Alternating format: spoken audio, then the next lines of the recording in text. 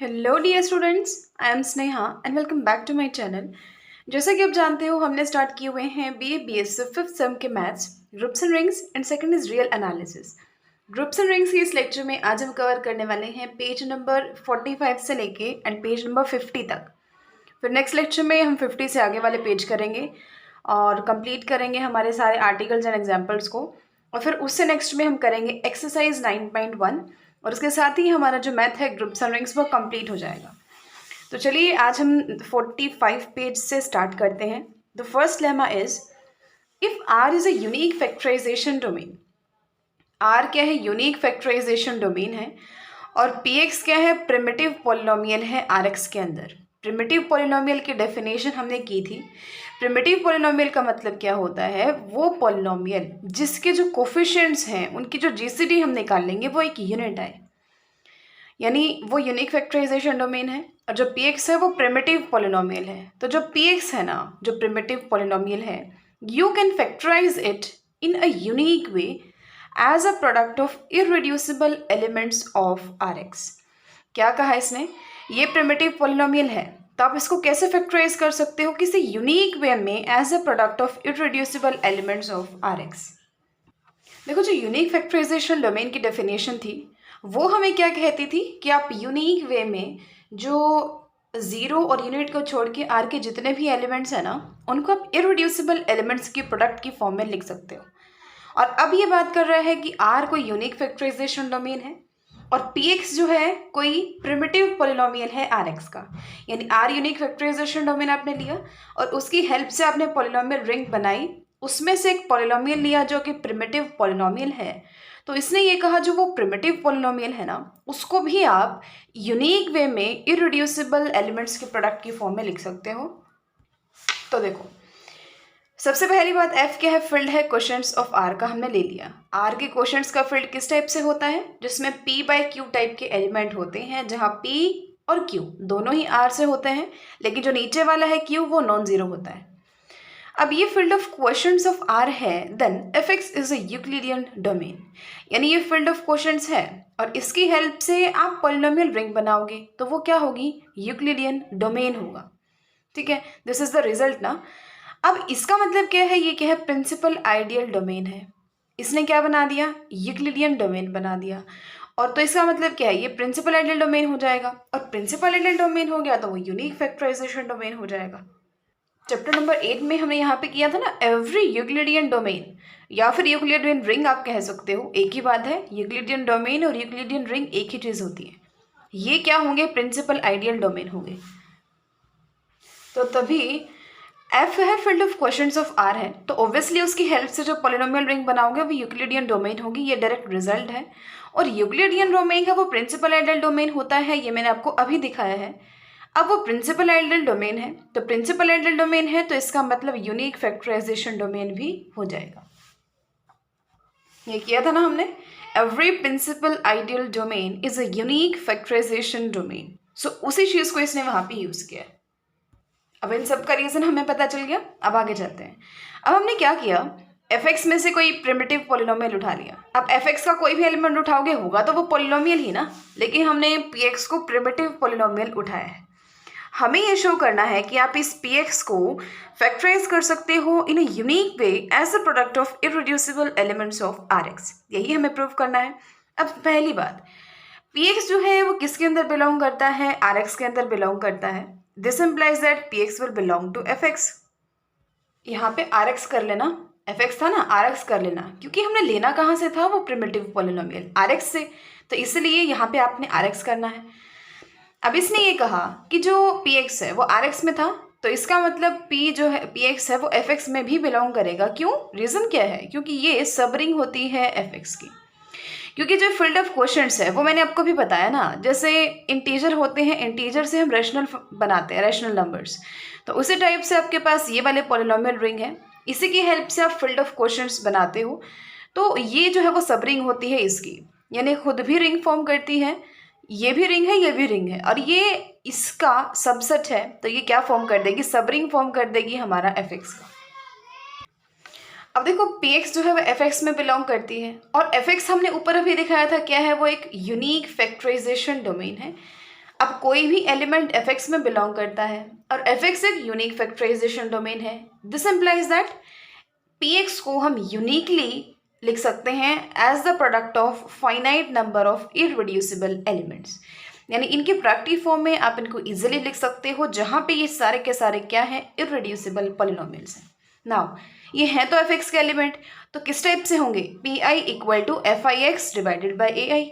ये रिजल्ट हमने किया था कि जो कोई भी पॉलिनोमियल फील्ड ऑफ क्वेश्चंस में बिलोंग करता है तो उसको क्या लिख सकते हो, यहाँ पे एलिमेंट आ जाएगा आर एक्स का और यहाँ क्या आ जाएगा आर का कोई एलिमेंट।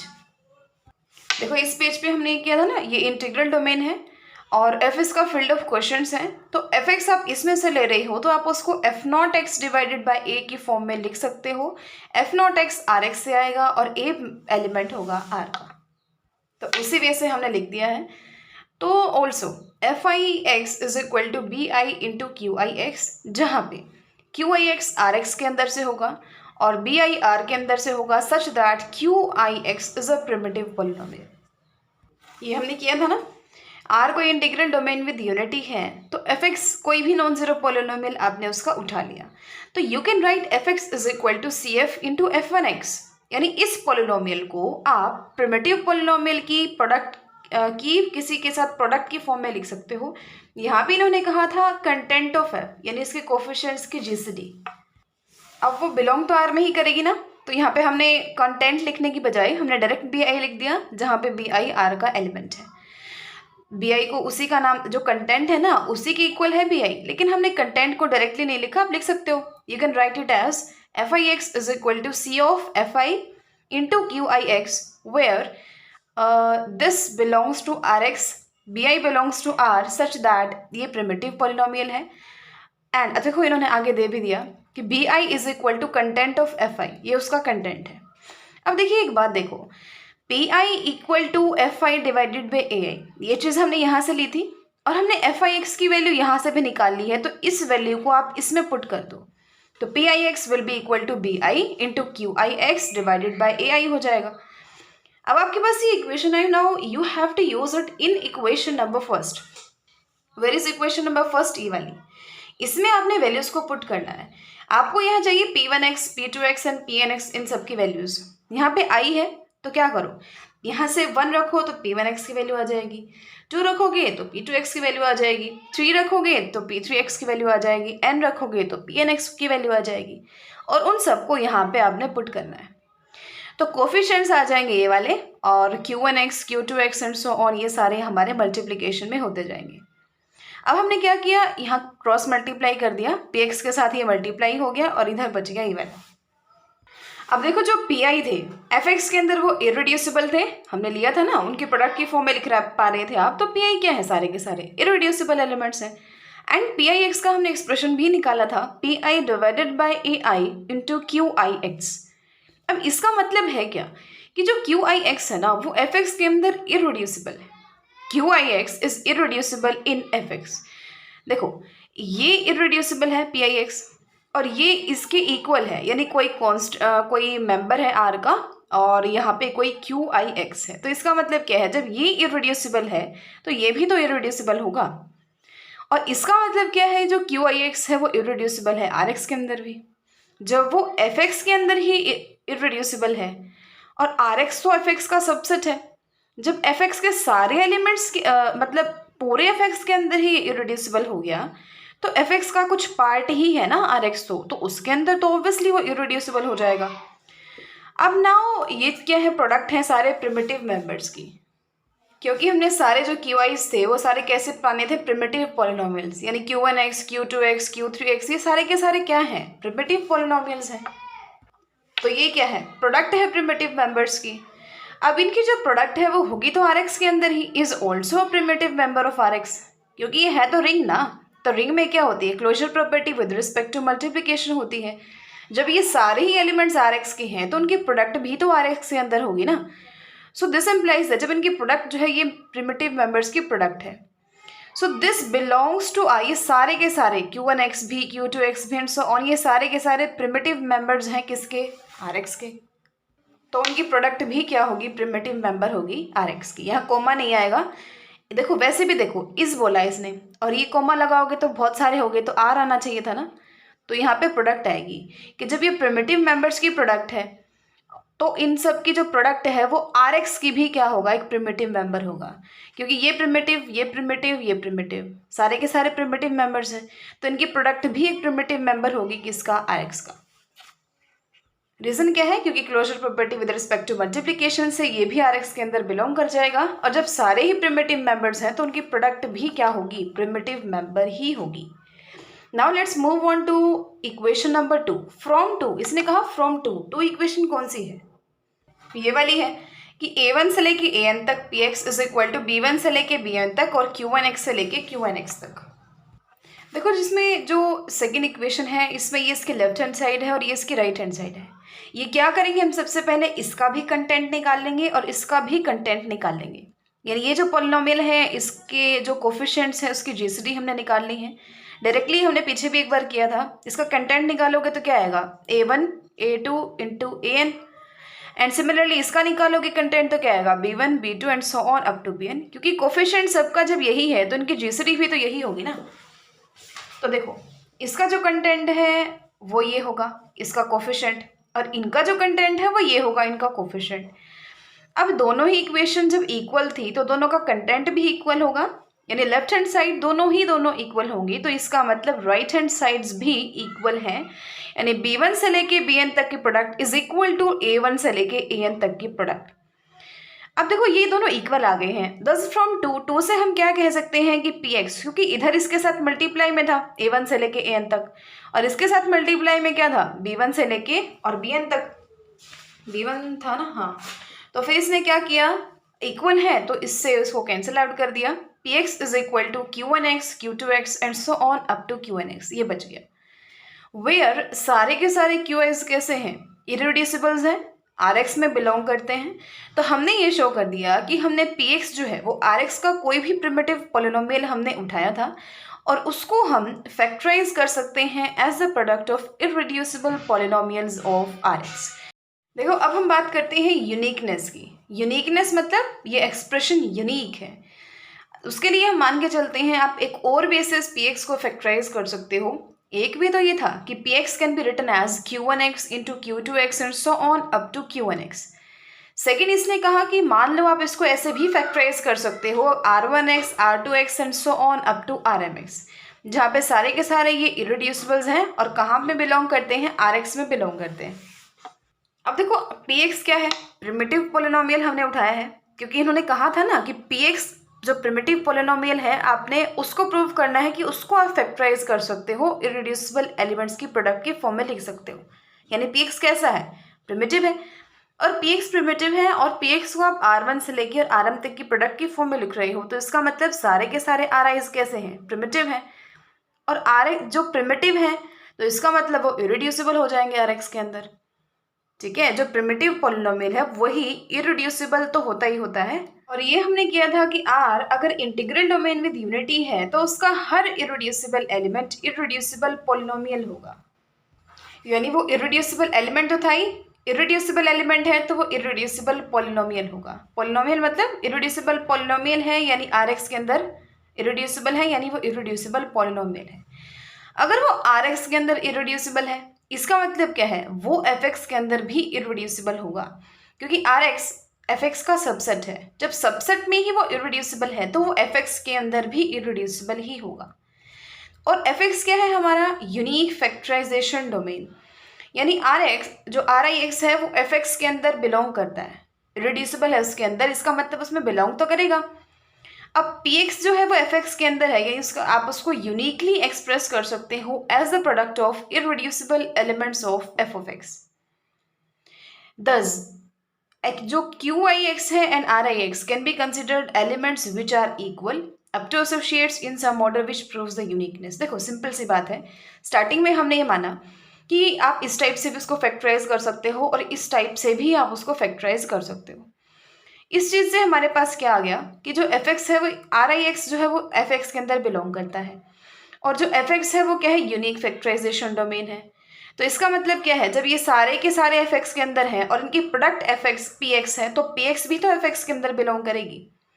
और अगर ये एफ एक्स के अंदर बिलोंग कर रही है तो इसका मतलब क्या है, और F X unique factorisation domain है तो आप उसको यूनिकली एक्सप्रेस कर सकते हो as the product of irreducible elements of F of X. ठीक है, लेकिन आपने यहाँ कहा कि आप इसको इस टाइप से भी फैक्टराइज कर सकते हो और इस टाइप से भी फैक्टराइज कर सकते हो।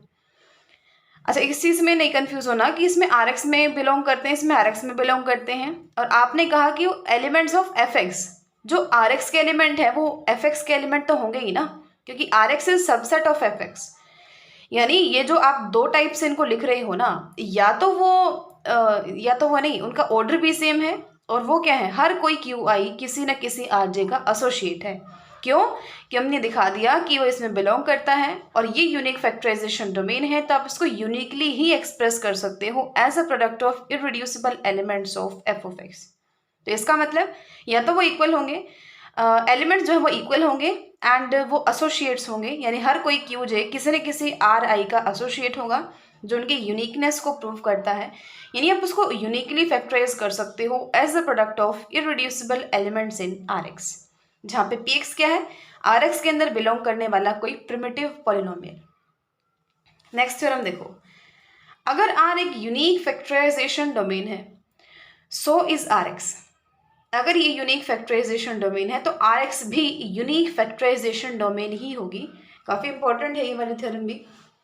आर हमने यूनिक फैक्टराइजेशन डोमेन लिया और उसकी हेल्प से हमने पॉलिनोमियल रिंग बनाई और उसमें से हमने एक पॉलिनोमियल उठा लिया। हम ये शो करेंगे कि पी एक्स को भी आप यूनिकली फैक्टराइज कर सकते हो as the product of irreducible elements of R X. तभी तो वो हो जाएगा ना यूनिक फैक्टराइजेशन डोमेन, क्योंकि हमने नॉन जीरो और नॉन यूनिट पॉलिनोमियल हमने वहाँ से उठाया है। तो उसके लिए इसको यूनिक फैक्टराइजेशन डोमेन प्रूव करने के लिए हमें क्या प्रूव करना पड़ेगा कि जो पी एक्स है उसको आप यूनिकली फैक्टराइज कर सकते हो as a product of irreducible elements of R X. देखो नाउ, जैसा कि जो पी एक्स है उसको क्या लिख सकते हो आप, पी एक्स का पी का कंटेंट इंटू एफ एक्स, जहाँ पे एफ एक्स एक प्रिमिटिव मेंबर है। हमने ये किया था कि आप उसको उसकी content into sum primitive polynomial के प्रोडक्ट की फॉर्म में लिख सकते हो। हम ये क्लेम करते हैं कि जो एफ एक्स है ना उसको आप फैक्टराइज कर सकते हो as the product of irreducible elements of R X. क्यों? क्योंकि पी एक्स जो है वो इसकी और इसकी मल्टीप्लिकेशन के इक्वल है, और ये है क्या, कोई नंबर ही आएगा, इसके कोफिशिएंट्स की जीसीडी कोई ना कोई नंबर ही आएगा। तो इसका मतलब अगर हम ये दिखा दें कि एफ एक्स को आप फैक्टराइज कर सकते हो as a product of irreducible elements, तो इसकी जगह आप उन सबको लिख देना, तो हम ये भी तो कह सकते हैं ना कि पी एक्स को भी आप फैक्टराइज कर पा रहे हो। यानी पी एक्स के लिए प्रूव करने की जरूरत नहीं है, सिर्फ एफ एक्स के लिए प्रूव कर दो, हमारा काम हो जाएगा। तो ये प्रूव करने के लिए इसने प्रूफ नहीं लिखा हुआ, इसने कहा लेमा 2.26 9.26 आप कर लेना, जो हमने अभी पीछे किया था, ये वाला जो अभी पीछे किया ना वही आपने उसमें यूज करना है। फिर ये हमने प्रूव कर दिया। फिर finally we shall show that कि जो कंटेंट ऑफ पी है ना has unique factorisation in R X. देखो जो पी एक्स है, पी एक्स के लिए हमने एफ एक्स को तो दिखा दिया कि उसको आप फैक्टराइज कर सकते हो as a product of irreducible elements of R X, यानी एफ एक्स की वजह से प्रॉब्लम नहीं आ सकती। अब हम बात करते हैं सी पी की, content of the polynomial P x. अब हमें इसको भी शो करना पड़ेगा, क्योंकि बेशक ये नंबर आए लेकिन बात आ रही है आर एक्स की, इस पॉलिनोमियल रिंग की, तो इसके अंदर भी आपने ये प्रूव करना पड़ेगा कि इसकी भी यूनिक फैक्टराइजेशन है, यानी इसको भी आप यूनिकली एक्सप्रेस कर सकते हो as a product of irreducible elements. अब फिर आप कहोगे कि इसको भी कर सकते हो, इसको भी कर सकते हो, तो इनकी प्रोडक्ट कौन है, पी एक्स है, तो इसको भी तो आप प्रोडक्ट ऑफ इररिड्यूसिबल एलिमेंट्स के प्रोडक्ट की फॉर्म में लिख सकते हो ना। अब हम मान के चलते हैं जो सी पी है उसको आप h1x into h2x and so on up to hn(x) लिख सकते हो। अब डिग्री का रिलेशन आपको पता है। अब सी पी को आप इन सब की प्रोडक्ट की फॉर्म में लिख रही हो, तो जो सी पी की डिग्री है will be equal two degree of h1x plus degree of h2x and so on degree of hn(x). लेकिन सी पी जो है एक कैसा पॉलिनोमियल है जिसकी 0 डिग्री है, क्योंकि अभी हमने बात की थी आएगा तो सी पी एक नंबर ही ना, तो कोई नंबर यानी कोई कांस्टेंट उसकी डिग्री क्या होती है, 0 होती है, क्योंकि उसमें x की कोई पावर नहीं होती। यानी degree of C P is equal to 0, और यानी ये सब की सम भी 0 है। इसका मतलब ये सारे के सारे 0 हैं, जिनकी डिग्री 0 है वो सारे कॉन्स्टेंट्स होते हैं, और कॉन्स्टेंट हैं तो वो किस में बिलोंग करेंगे, आर के अंदर। यानी ये शो करता है कि आपने CP को इन सब के प्रोडक्ट की फॉर्म में लिखा, और आप क्या कह रहे हो कि जो सारे H1 H2 HNX है ये सारे के सारे R में बिलोंग करते हैं, यानी कॉन्स्टेंट्स हैं, which shows that the only factorizations of C as an element of Rx are those which it had as an element of R। यानी इसको आप किनकी प्रोडक्ट की फॉर्म में लिख रहे हो? R के एलिमेंट्स की प्रोडक्ट की फॉर्म में, यानी कुछ कॉन्स्टेंट्स की प्रोडक्ट की फॉर्म में। अब ये तो आपको पता है कि जो R के इरेड्यूसिबल एलिमेंट्स होते हैं वो Rx के भी इरेड्यूसिबल एलिमेंट्स होते हैं। यानी ये R में थे, यानी R के इरेड्यूसिबल एलिमेंट्स हैं, लेकिन आपने प्रूव ये करना था कि वो Rx के अंदर भी इरेड्यूसिबल एलिमेंट्स होंगे। तो ये तो डायरेक्ट रिजल्ट है कि R के अंदर जो एलिमेंट इरेड्यूसिबल हो गया वो Rx के अंदर भी इरेड्यूसिबल हो जाएगा। यानी आप इनको इनकी प्रोडक्ट की फॉर्म में लिख पाए, जहाँ पे सारे के सारे इरेड्यूसिबल एलिमेंट्स हैं R के, और R के हैं तो Rx के भी होंगे, यानी इनको आप product of irreducible elements of Rx की फॉर्म में लिख पाए। तो इसका मतलब देखो, but R is a unique factorisation domain. R क्या है? यूनिक फैक्टराइजेशन डोमेन है। इसका मतलब सिर्फ आप रिप्रेजेंट ही नहीं कर सकते बल्कि यूनिकली एक्सप्रेस कर सकते हो। Reason, unique factorisation domain. ठीक है, यहाँ तक हमने ये दिखाया था प्रोडक्ट की फॉर्म में लिख सकते हो, लेकिन दिखाना था आपको यूनिकली, तो उसका काम कर दिया यूनिक फैक्टराइजेशन डोमेन ने, कि जैसा कि R यूनिक फैक्टराइजेशन डोमेन है और ये सारे R के ही एलिमेंट्स हैं, तो ये सारे यूनिक रिप्रेजेंटेशन होगी ये, और जो R के अंदर इरेड्यूसिबल होते हैं वो Rx के अंदर भी इरेड्यूसिबल होते हैं। यानी लास्ट में हमने क्या दिखा दिया कि वी हैव शोन दैट, इसको आप इस टाइप से लिख सकते हो, जहाँ पे इसको भी आप यूनिक वे में उनको फैक्टराइज कर सकते हो और इसको भी यूनिक वे में फैक्टराइज कर सकते हो in the product of irreducible elements. तो Px को भी फिर आप यूनिकली ही एक्सप्रेस करोगे, तो Rx क्या बन गया? Unique factorisation domain. अब आगे देखो, अगर R यूनिक फैक्टराइजेशन डोमेन है तो R x1 x2 and so on up to xn ये भी यूनिक फैक्टराइजेशन डोमेन होगा। ठीक है, ये तो बिल्कुल सिंपल सा है, हमने किया था। R यूनिक फैक्टराइजेशन डोमेन है, R1 को क्या लिखते हो आप? Rx1, तो ये भी यूनिक फैक्टराइजेशन डोमेन हो जाएगा। R2 क्या होता है? R1 इंटू x2, और जो R1 किसी पे लगाते हो तो इसका मतलब क्या है? R x1 x2 is a unique factorisation domain. Similarly हम R3 को लिख पाएंगे, लास्ट में क्या आ जाएगा? वो R x1 x2 x3 which is a unique factorisation domain. Continuing like this, ये पूरा का पूरा ही यूनिक फैक्टराइजेशन डोमेन हो जाएगा। ठीक है, ज़्यादा इंपॉर्टेंट नहीं है ये चीज़, पर आपको पता होनी चाहिए। ये फील्ड है तो ये भी यूनिक फैक्टराइजेशन डोमेन होगा।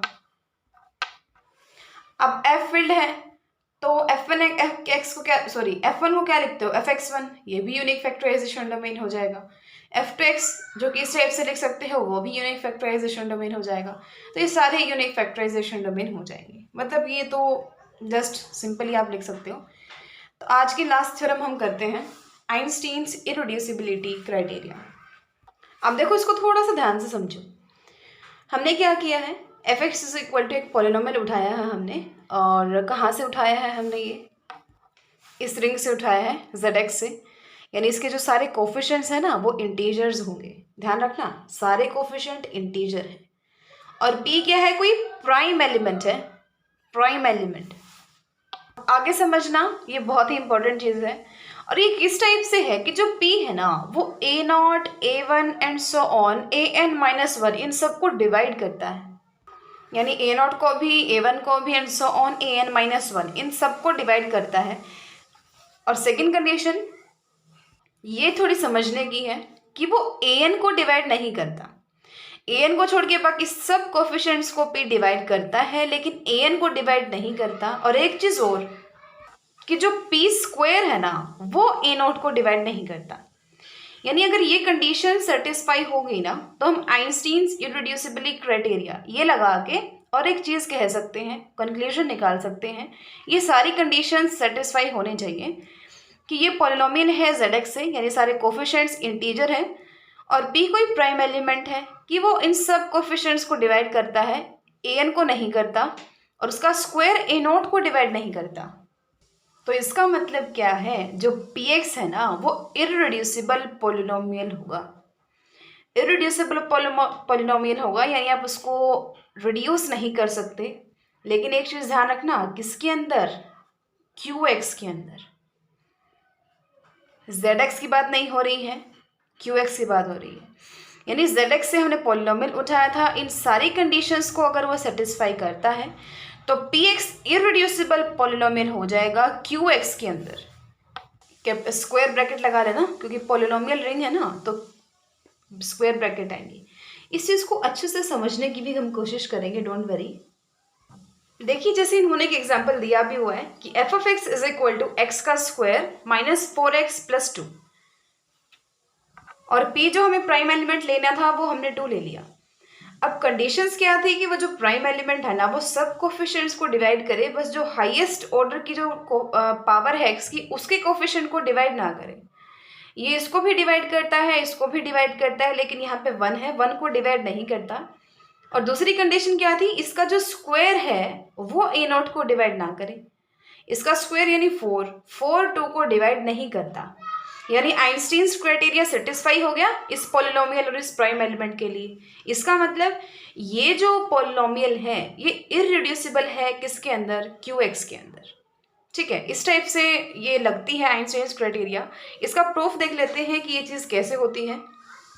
देखो जैसे ZX है वो इंटीग्रल डोमेन विद यूनिटी होता है, ये तो हमें पता है। तो इसका मतलब जो ZX है वो यूनिक फैक्टराइजेशन डोमेन होगा।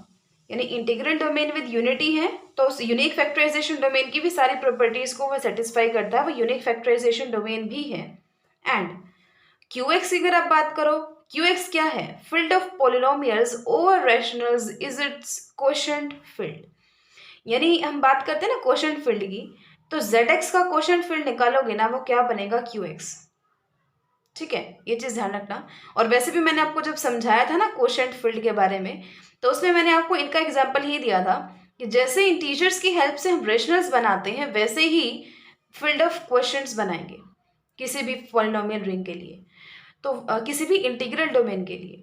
तो वही चीज़ है, ये यूनिक फैक्टराइजेशन डोमेन है और इसका फील्ड ऑफ क्वोशंट्स कौन है, QX है। इतना हमें समझ आ गया। अब without loss of generality we assume that F X is primitive. मान लो एफ एक्स प्रिमिटिव है, यानी आपने जो पोलिनोमियल लिया है ना ZX से वो प्रिमिटिव है। Now for taking out the GCD of coefficients does not disturb the hypothesis since P does not divide A। सबसे पहले तो हमें ये पता होना चाहिए ना कि हमारे पास क्या क्या हमने माना हुआ है और क्या प्रूव करना है। यहाँ से लेकर यहाँ तक ये सब तो हमें माना हुआ है, प्रूव सिर्फ इतना करना है कि एफ एक्स इररिड्यूसिबल पॉलिनोमियल है क्यू एक्स के अंदर। तो देखो यही बात इसने कही है कि जैसा कि ये प्रिमिटिव पॉलिनोमियल है तो इसका मतलब अगर आप इसके कोफिशिएंट्स की जीसीडी निकालोगे ना तो वो इस हाइपोथेसिस को डिस्टर्ब नहीं करेगा, क्योंकि पी जो है वो जो प्राइम एलिमेंट है वो एन को डिवाइड नहीं करेगा। Now we have to prove that F X is irreducible in Q X. देखो इसने यही कहना चाहा है, देखो हम कोफिशिएंट्स की जीसीडी अगर निकाल लेंगे A0 A1 A2 and up to AN, GCD मतलब जो इन सबको डिवाइड करे। अब कोई नंबर P है जो इन सबको डिवाइड करता है लेकिन AN को डिवाइड नहीं करता, इसका मतलब इनकी जीसीडी क्या आएगी, ऑब्वियसली एक यूनिट ही आएगी ना। वैसे ही सोच के देखो, अगर इनमें सब में कुछ ना कुछ कॉमन होता तो इसका मतलब कोई नंबर है तो वो सबको डिवाइड करता। मान लो यहाँ 2 4 6 8 10 12 ऐसा कुछ है, तो सब में कुछ कॉमन है तभी तो कोई एलिमेंट है जो इन सबको डिवाइड कर पाएगा। लेकिन वो सबको करता है, इसको नहीं करता, इसका मतलब उन सब में और इसमें डिफरेंस तो है। ठीक है, तो उनकी जो जीसीडी है वो जीसीडी क्या आएगी, इसके फेवर में ही आएगी। प्रिमिटिव में क्या होता है, उनकी जीसीडी क्या आती है, यूनिट आती है। तो इसका मतलब ये हाइपोथेसिस जो है वो डिस्टर्ब नहीं होगी क्योंकि वो प्रिमिटिव है। रीज़न क्या है, प्रिमिटिव है तो उनकी जीसीडी एक यूनिट आएगी, और जीसीडी यूनिट आएगी क्योंकि अगर यूनिट नहीं आती तो हम कहते हैं कि आप कह रहे हो इन सब की जीसीडी यूनिट नहीं है, यानी सब में कुछ ना कुछ कॉमन है, तो वो सबको डिवाइड कर रहा है तो एन को डिवाइड क्यों नहीं कर रहा। तो इसीलिए प्रिमिटिव है यानी जीसीडी यूनिट है, तो इस केस में प्रॉब्लम नहीं आएगी क्योंकि बाकी सबको डिवाइड कर रहा है, एन को डिवाइड नहीं कर रहा, तो जो जीसीडी है वो यूनिट ही आएगी। तो हमें कोई प्रॉब्लम नहीं है इस चीज़ में, इसके कहने का मतलब है ये। ठीक है, तो आगे देखो, वी हैव टू प्रूव, हमें प्रूव क्या करना है कि एफ एक्स क्यू एक्स के अंदर इररिड्यूसिबल है। मान के चलो वो इसके अंदर इररिड्यूसिबल नहीं है, रिड्यूसिबल है, यानी आप उसको 2 पॉजिटिव डिग्री के पोलिनोमियल्स के प्रोडक्ट की फॉर्म में लिख सकते हो। तो आपने मान लिया पी एक्स एफ एक्स इस चीज़ के इक्वल था ना, आपने इसको इसकी एंड इसके प्रोडक्ट की फॉर्म में लिख दिया। जहाँ पे आर और एस दोनों ही जीरो से बड़े हैं, यानी उनकी जो डिग्री है वो पॉजिटिव है। अब देखो यहाँ पे ये चीज़ और ये चीज़ इक्वल हैं, तो इनका मतलब इनके कोफिशिएंट्स को हम कंपेयर कर सकते हैं। हमने कोफिशिएंट्स को कंपेयर किया, जो कॉन्स्टेंट्स हैं सबसे पहले तो उनको कंपेयर किया। यहाँ ए नॉट है, यहाँ बी नॉट सी नॉट आएगा, इक्वल आगे। और फिर इनकी हाईएस्ट पावर यहाँ ए नॉट है और यहाँ बी आर सी एस है, तो ये इक्वल होने चाहिए। जब ये इक्वल ही है तो अब A not B not C not के इक्वल है और A N B R C S के इक्वल है। नाउ पी जो है वो ए नॉट को तो डिवाइड करता है, इसका मतलब वो बी नॉट सी नॉट को भी डिवाइड करेगा। लेकिन पी कैसा है, एक प्राइम एलिमेंट है, और प्राइम एलिमेंट अगर किन्हीं दो की प्रोडक्ट को डिवाइड कर रहा है, इसका मतलब या तो वो बी नॉट को डिवाइड करेगा या फिर वो सी नॉट को डिवाइड करेगा। अब आगे देखो, जैसा कि जो उसका स्क्वायर है वो ए नॉट को डिवाइड नहीं करता, ये भी हमने माना है कंडीशन में, तो इसका मतलब वो डिवाइजर नहीं हो सकता दोनों बी नॉट का और सी नॉट का। दोनों का तो वो डिवाइजर हो नहीं सकता, क्योंकि उसका जो स्क्वायर है ना वो ए नॉट को डिवाइड नहीं कर रहा है। उसका जो स्क्वायर है ए नॉट मतलब किसके इक्वल है, A not B not C not को, यानी पी नॉट जो पी है वो तो डिवाइड कर रहा है बी नॉट सी नॉट को, लेकिन उसका जो स्क्वायर है वो बी नॉट सी नॉट को डिवाइड नहीं कर रहा है। इसका मतलब वो सिर्फ इनमें से किसी एक को ही डिवाइड कर सकता है, दोनों को डिवाइड नहीं कर सकता। इसने यही केस बताया है। देखो अब वो p है वो किसी बी नॉट सी नॉट को डिवाइड करता है, जैसे 5 है वो 25 को डिवाइड करता है। 25 को क्या लिख सकते हो, 5 इंटू 5 इंटू 5 को डिवाइड करता है। तो ऐसा भी तो हो सकता है वो दोनों को डिवाइड करे, यानी या तो वो इसको डिवाइड करेगा या इसको डिवाइड करेगा, लेकिन वो दोनों को भी डिवाइड कर सकता है। तो इसने यही कहा है कि इसको डिवाइड करे या इसको डिवाइड करे, लेकिन वो दोनों को डिवाइड नहीं कर सकता, क्योंकि उनका जो स्क्वायर है आगे जाके जब आप उसका स्क्वायर करते हो वो जो है ए नोट को डिवाइड नहीं करता, यानी वो बी नॉट सी नॉट की प्रोडक्ट को डिवाइड नहीं करता। इसका मतलब वो एक को ही डिवाइड करेगा, क्योंकि देखो जैसे 5 है वो 5 इंटू 6 को डिवाइड करता है, इसका मतलब इनमें से किसी एक को डिवाइड करता है, ठीक है। लेकिन हम किस केस में कह सकते हैं कि वो दोनों को डिवाइड करे, जब इन दोनों के लिए ही हमें यहाँ पे 5 मिल जाए और 5 मिल जाए, यानी समथिंग 10 इंटू 10 ऐसा कुछ हो, यानी ये 5 इसको भी डिवाइड करेगा और इसको भी डिवाइड करेगा। कब, अगर उसका स्क्वायर भी इस टर्म को डिवाइड करे, यानी अगर p A not into P अगर B not into C not को डिवाइड कर रहा है और उसका स्क्वायर भी B not into C not को डिवाइड कर रहा है, इसका मतलब क्या है, वो p जो है वो दोनों को ही डिवाइड कर रहा था, तभी तो उसका स्क्वायर भी दोनों को डिवाइड कर रहा है। लेकिन अगर ऐसा नहीं है, यानी वो p तो डिवाइड कर गया उसको, लेकिन उसका स्क्वायर 25 वो इसको डिवाइड नहीं किया, इसका मतलब वो इनमें से किसी एक को ही डिवाइड करता था, दोनों को नहीं करता था। दोनों को तो सिर्फ तभी करेगा अगर उसका स्क्वायर भी उनको डिवाइड करे। आई होप इस एग्जाम्पल से आपको ये चीज़ क्लियर है। अब आगे देखो, लेट हम मान के चलते हैं p जो है वो b नॉट को डिवाइड करता है, यानी b नॉट को डिवाइड करेगा तो c नॉट को डिवाइड नहीं करेगा। अब p जो है वो can not divide all the coefficients b not b1 up to br। ये तो हमें पता है कि जो p है वो सारे कोफिशिएंट्स को हमारे डिवाइड नहीं कर सकता। ऐसा क्यों है, रीज़न दिया इन्होंने आगे कि अगर वो हर किसी बी नॉट हर किसी बी आई के लिए, यानी हर किसी आई के लिए, यानी हर किसी B naught b1 b2 up to br सबको अगर डिवाइड करता है, तो इसका मतलब क्या है कि वो ए आई को भी डिवाइड करेगा। क्योंकि रीज़न क्या है, अगर वो सबको ही डिवाइड करे तो इसका मतलब वो इसको भी तो डिवाइड कर जाएगा ना। हर किसी ए आई को, हर किसी बी आई को डिवाइड कर रहा है तो हर किसी ए आई को भी डिवाइड कर जाएगा। फॉर एग्जाम्पल जैसे यहाँ पे ये इसको ना आप इन दोनों के प्रोडक्ट की फॉर्म में लिख रहे हो, तो फॉर एग्जाम्पल जैसे यहाँ पे कोई भी टर्म मान लो, आप कुछ भी मान सकते हो, यहाँ पे 6 मान लो, यहाँ पे 5 मान लो, इनकी प्रोडक्ट हमने 30 मान ली। तो जब इसकी जो 6 है इसको ही जो 3 है वो डिवाइड करेगा, तो इनकी जो प्रोडक्ट है यानी 30 उसको भी तो 3 डिवाइड करेगा। यानी जब इसके सारे कोफिशिएंट्स को p डिवाइड कर रहा है तो p इसके सारे कोफिशिएंट्स को भी तो डिवाइड करेगा।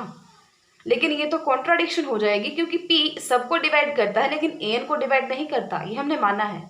तो इसका मतलब ये सबको डिवाइड नहीं कर सकता, कुछ को करेगा कुछ को नहीं करेगा। हम मान लेते हैं bl ऐसा फर्स्ट है जिसको वह डिवाइड नहीं करता, यानी bl से जो छोटे थे ना सारे, उन सबको ये डिवाइड करता था।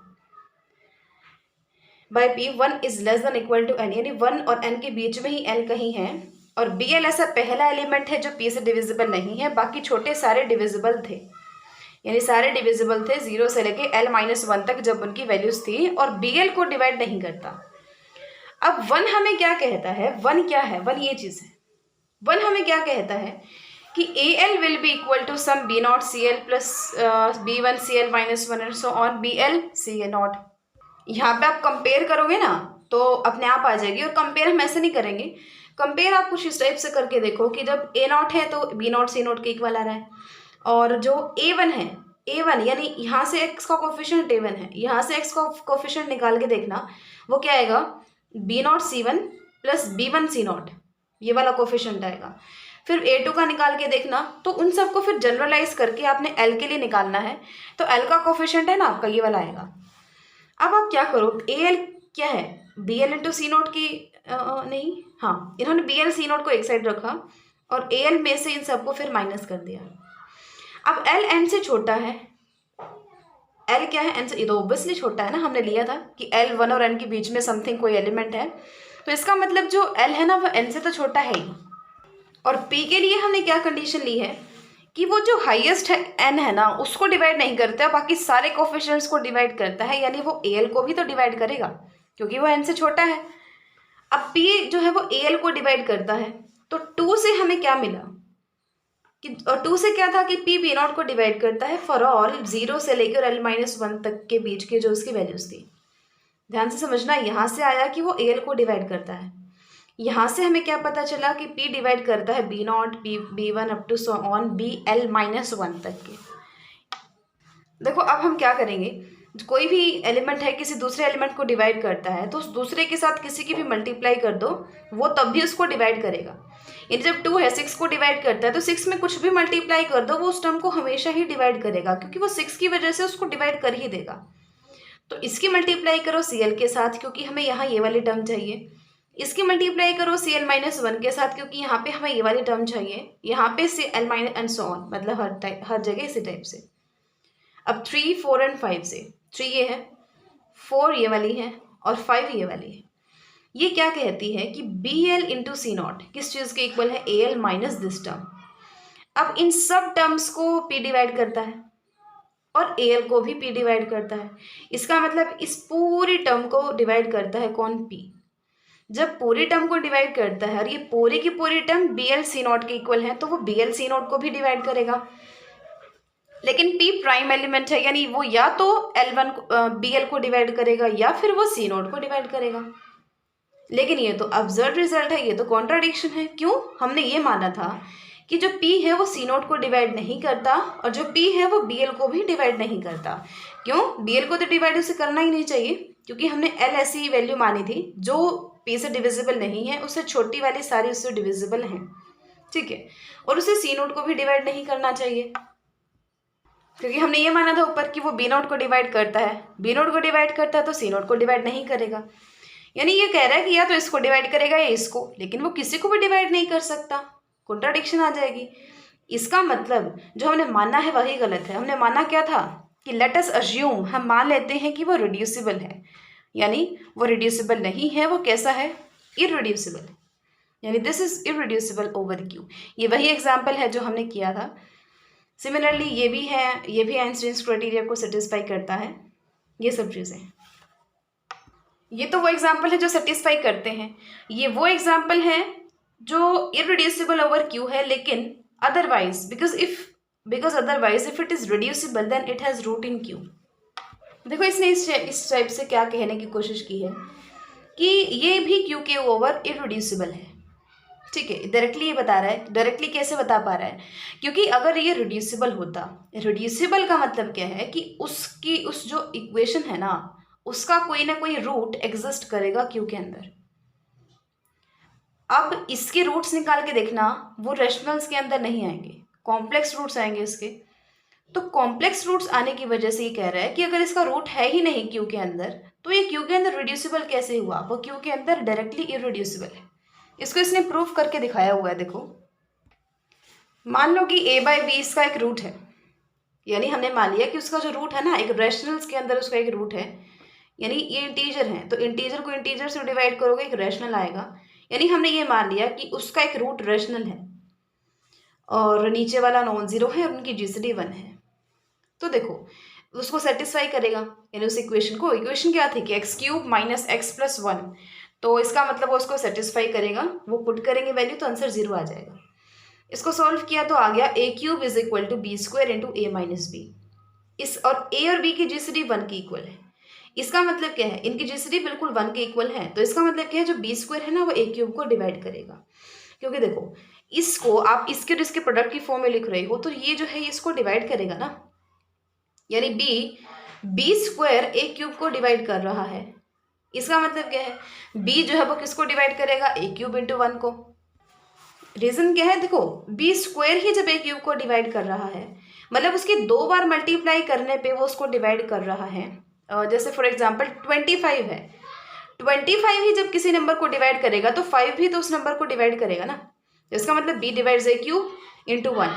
लेकिन ए और बी में जिसडी 1 है, यानी इनमें कुछ भी कॉमन नहीं है, तो ये इसको डिवाइड कर रहा है किसकी वजह से, 1 की वजह से, यानी बी डिवाइड्स 1। और 1 को डिवाइड करने वाला इंटीजर कौन हो सकता है, इंटीजर है ना बी, कौन हो सकता है, या तो +1 या -1। इसका मतलब ए बी क्या हो सकता है, या तो प्लस का 1 या माइनस का 1, यानी ए बाई बी की वैल्यू क्या हो सकती है, या तो +a या फिर -a।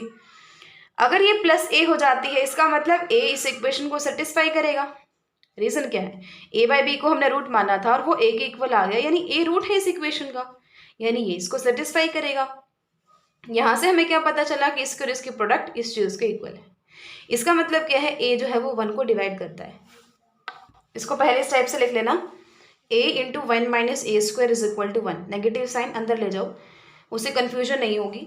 इसके और इसके प्रोडक्ट 1 के इक्वल है, इसका मतलब a 1 को डिवाइड करता है, यानी a या तो +1 हो सकता है या -1 हो सकता है। नाउ a जो है वो +-1 है, तो इसका मतलब क्या है, b और b भी +-1 था, ऊपर हमने किया था। a भी +-1, b भी +-1, यानी इनका डिवीजन भी a बाई b भी या तो +1 होगा या -1 होगा। लेकिन using this value of this and this, लेकिन जो इक्वेशन आप क्या कह रहे हो, आपने एक रूट माना था उसका, और वो या तो +1 है या -1 है, यानी या तो उसका रूट कौन है, +1, या फिर उसका रूट कौन है, -1। लेकिन ना तो +1 इस इक्वेशन को सेटिस्फाई करता और ना ही -1 इस इक्वेशन को सेटिस्फाई करता है। यानी हमने एक रूट माना था रैशनल्स के अंदर, हमें क्या पता चला कि या तो वो 1 है या वो -1 है, और फिर ना 1 ने उसको सेटिस्फाई किया ना -1 ने उसको सेटिस्फाई किया। इसका मतलब हम स्टार्टिंग से ही गलत मान रहे हैं, क्यू के अंदर उसका कोई रूट है ही नहीं, वो क्यू के अंदर रिड्यूसिबल है ही नहीं, वो इररिड्यूसिबल है ओवर क्यू। ठीक है, और अगर आप इररिड्यूसिबल क्राइटेरिया, जो आइंस्टाइन्स इररिड्यूसिबिलिटी क्राइटेरिया है, अगर आप चाहो कि हम उससे निकाल पाए, उससे आप निकाल नहीं सकते, वो एप्लीकेबल ही नहीं होगा, क्योंकि वो इन कंडीशंस को सेटिस्फाई करेगा ही नहीं। कौन सी कंडीशंस को, कंडीशंस क्या कहती हैं कि वो जो प्राइम नंबर है ना वो सबको डिवाइड करे हाईएस्ट डिग्री के कोफिशिएंट को छोड़ के। आप पहले यही देख लो, कोई भी प्राइम क्या कभी 1 को डिवाइड कर सकता है, प्राइम होते ही 2 से स्टार्ट है, तो इसका मतलब हमें कोई प्राइम ऐसा मिलेगा ही नहीं, यानी ये क्राइटेरिया तो अप्लीकेबल है नहीं। डायरेक्टली हम बता सकते हैं कि वो इरिड्यूसिबल होगा, यानी ये हमेशा यूजफुल नहीं है। अगर कंडीशन सेटिस्फाई नहीं हुई ना तो ये एप्लीकेबल ही नहीं है, और जब एप्लीकेबल ही नहीं है तो उसका यूज़ क्या है। तो उस केस में जैसे ये वाला है, ये वाला इसने डायरेक्ट करके हमें बताया है। ठीक है, कुछ एग्जाम्पल्स हमारे बाकी हैं, वो हम नेक्स्ट लेक्चर में करेंगे, उसे नेक्स्ट में फिर हम एक्सरसाइज करके इस मैथ को कंप्लीट कर देते हैं। So keep learning and thanks for watching.